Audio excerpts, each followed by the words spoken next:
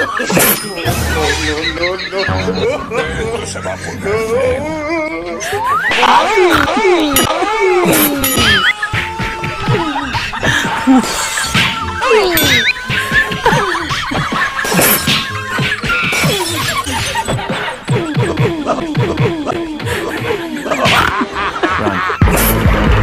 No, no, no, no, no, no,